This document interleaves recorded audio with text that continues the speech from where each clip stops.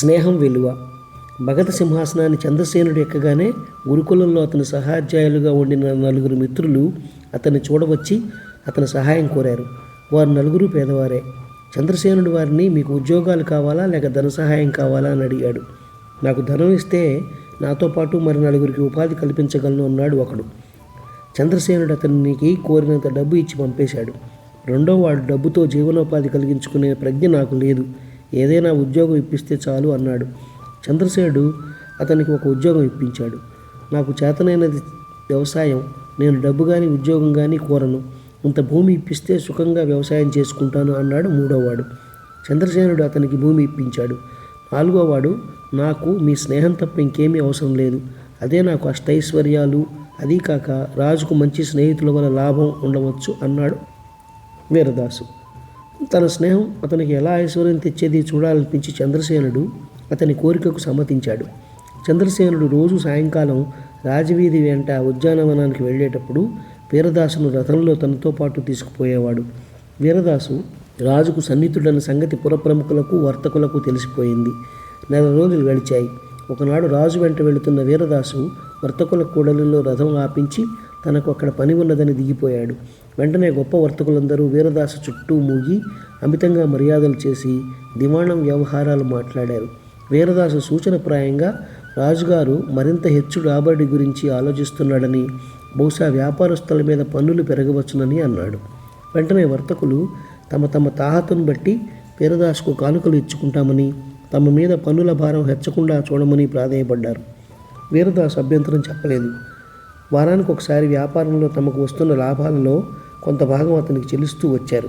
త్వరలోనే వీరదాసు అపార ధనవంతుడై కూర్చున్నాడు. అయితే ఇది పరమరహస్యంగా జరిగిన ఏర్పాటు కాదు. వర్తకుల లెక్కలు తనిఖీ చేసే అధికారి, న్యాయాధికారి ఈ గూడు పుటాణిలో చేరిన వాళ్లే. వాళ్ళు వీరదాసు వద్ద ఎప్పటికప్పుడు తమ వాటా తీసుకుపోతూ వచ్చారు. కొంతకాలానికి వీరదాసు రాజధానిలోనే అద్భుతమైన భవనం నిర్మించి గృహప్రవేశానికి రాజును, మంత్రిని, రాజోద్యోగులను, వర్తక ప్రముఖులను ఆహ్వానించాడు. రాజు వీరదాసుతో, ఇంత కొద్ది కాలంలో ఇంత సంపన్నుడు ఎలా కాగలిగావు అని ఆశ్చర్యంగా అన్నాడు. మహారాజా, మీ స్నేహంతో రాజ్యాలే సంపాదించగలను అన్నాడు వీరదాసు. ఎలా సంపాదించావో తెలుసుకోవాలని ఉన్నది అన్నాడు చంద్రసేనుడు. రేపు రాత్రికి నా గదిలో రహస్యంగా ఉండి జరిగేదంతా చూడండి. మన స్నేహం వల్ల నేను పొందిన లాభం చూశారు, మీరు పొందగల లాభం చూపిస్తాను అన్నాడు వీరదాసు. మర్నాడు అతను తనిఖీదారుకు, న్యాయాధికారికి ఒక గాలి కబురు అందేలాగా ఏర్పాటు చేశాడు. ఆ రాత్రి రాజు వీరదాసు ఇంటికి వచ్చి అతని కచేరీ సావడి సరసన ఉన్న చిన్న గదిలో దాక్కున్నాడు. కొంతసేపటికి తనిఖీదారు వచ్చి, ఈసారికి నా వాటా మీరే ఉంచేసుకుని నాకు ఒక సహాయం చేయాలి అని వీరదాసుని వేడుకున్నాడు. ఏమిటా సహాయం అని వీరదాసు తనిఖీదారుని అడిగాడు. నేను శ్రద్ధగా పనిచేయడం లేదని, రాజుగారు నన్ను ఉద్యోగం నుంచి తొలగించి మరొకరిని నియమించనున్నట్లు తెలిసింది. నిక్షేపం లాంటి రాబడిపోతుంది. నేను నా పని సమర్థతతో చేస్తున్నట్లు రాజుగారికి చెప్పి నా ఉద్యోగం నిలబెట్టాలి అన్నాడు తనిఖీదారు. అలాగే చూస్తాను అన్నాడు వీరదాసు. తనిఖీదారు వెళ్ళిన కొంతసేపటికి న్యాయాధికారి వచ్చి, ఈసారి నా వాటా మీరే ఉంచేసుకుని నన్ను రాజుగారు బదిలీ చేయకుండా చూడాలి. వర్తకులు లేని చోట కర్షకుల మధ్య నేను ఏం సంపాదించుకోగలను అన్నాడు.